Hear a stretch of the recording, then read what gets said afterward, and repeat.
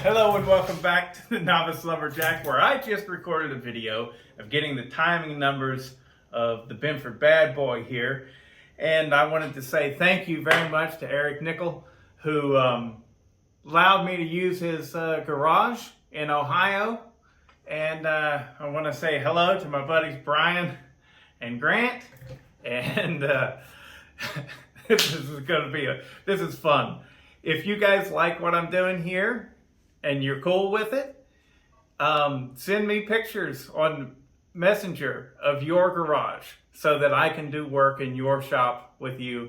And I freaking love my green screen. I hope you like the video. Okay guys, I'm going to try and do this as best I can.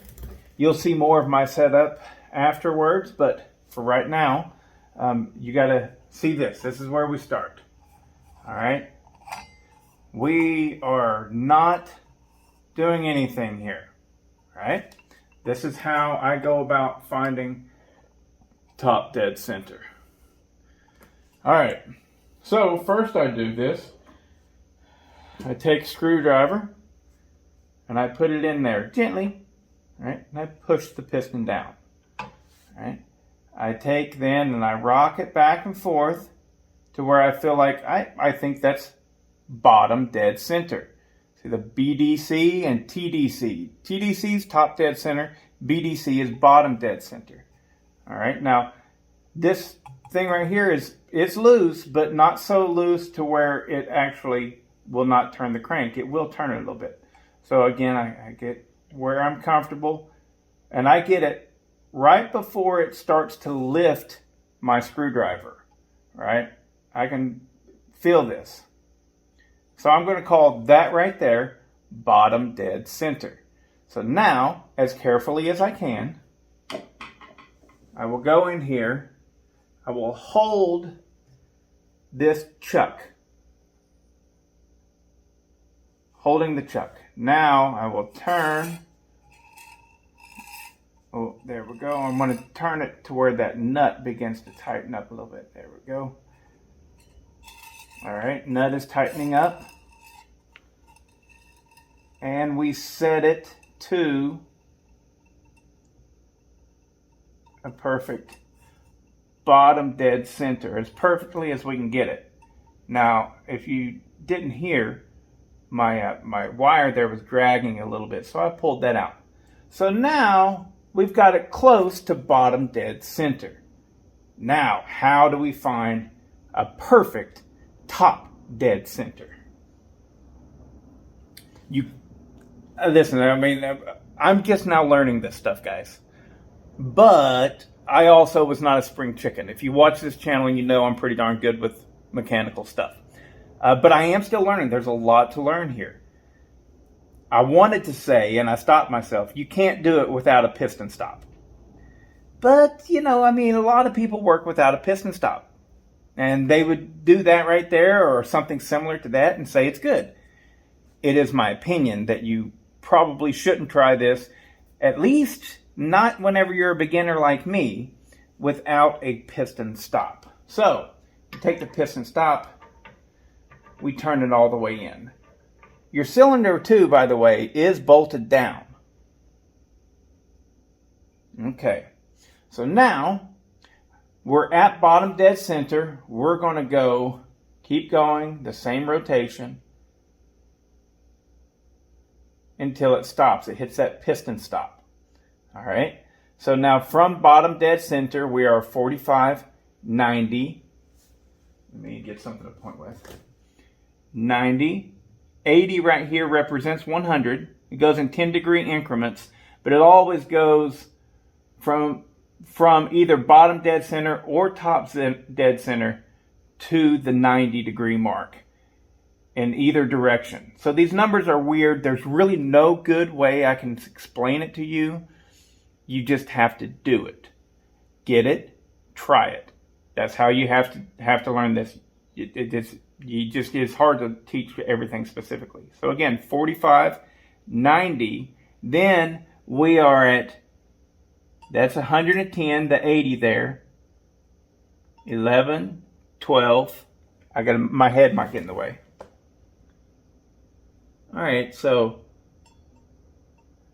1, 2, 3. All right, so we are at 113 degrees from bottom dead center. So now we're going to go the other direction. Remember that, 113 degrees from bottom dead center. Now on this side, we got 45, 90, 100, 110, 121.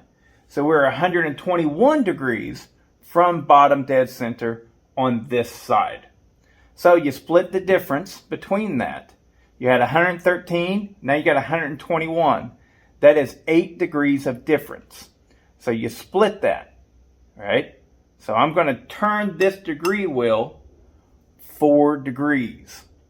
So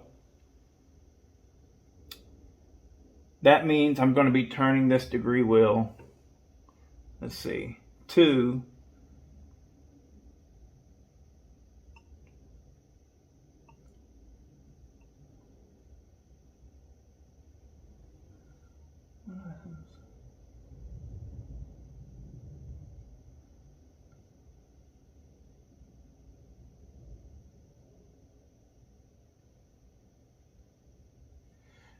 to 63 on here in this range right here. So we hold it as best we can. It's easier now because we are actually pushing against that piston stop. We're going to turn this more.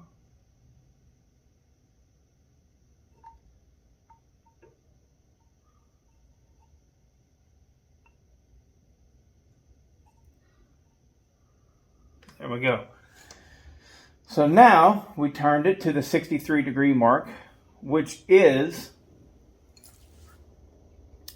45. See, from bottom dead center.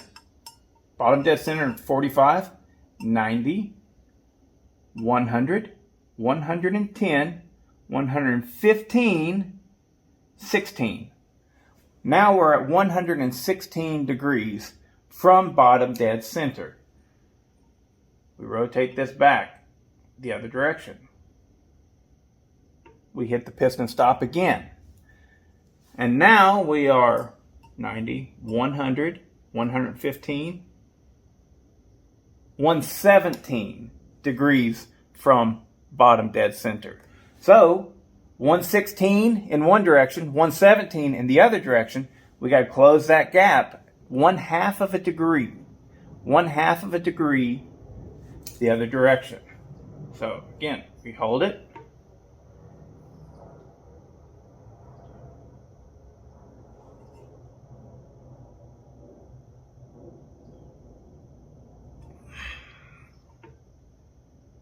So right there we are at 112.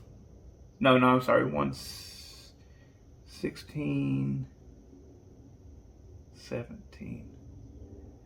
117.5. Here we are at 117.5. So that's the way you do it. Let me set up the camera someplace else. All right, so now you know how to put it on top dead center. It takes practice. It's just difficult, okay, to teach it. It's hard to teach. But now that we're on, we have it all set up good. If bottom dead center is marked, which that is what we did. We marked bottom dead center, right? Then top dead center will also be marked. There it is. Boom. Right at 0. We're good. So now we can go forth and we can get our actual timing numbers. So this is the Binford Bad Boy. This is the saw that inspired my character. Anyways, this was the old cylinder that was on it. And I have something to confess, and I will show you. So if you watch these videos, you will know that I took this cylinder right here and I used an orbital sander to cut the base of it because it doesn't have those ears. I could do that with this. Well, don't do that. I'm learning, okay? I didn't think it would be a big deal. It is. I'm going to show you.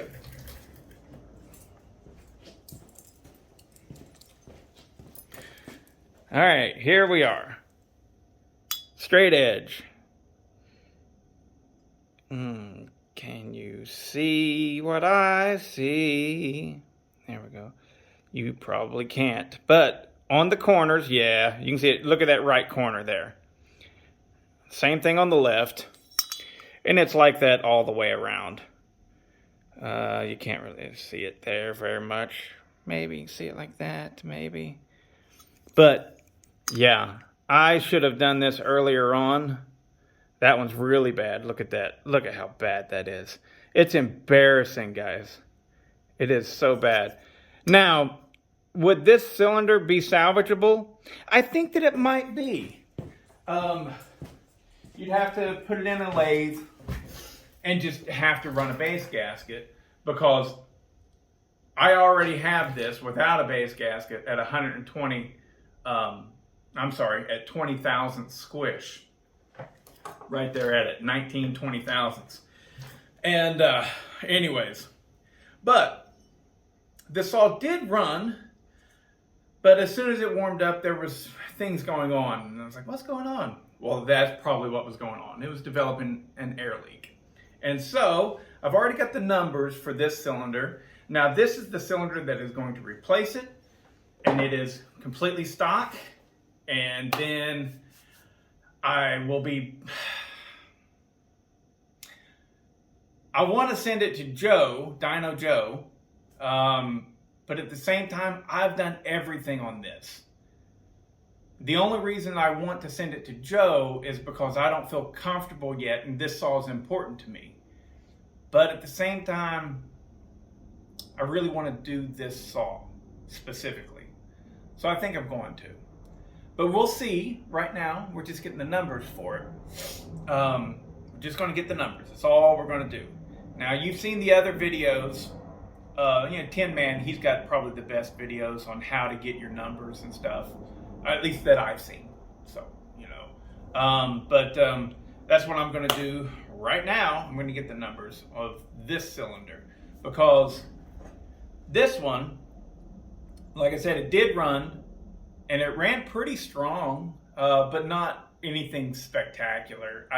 It was barely faster than a stock bad boy and a known stock bad boy. And this one, this cylinder has been suspect from the beginning. And I'll tell you the numbers of both cylinders whenever I get done. And until then, I'm going to pause the camera.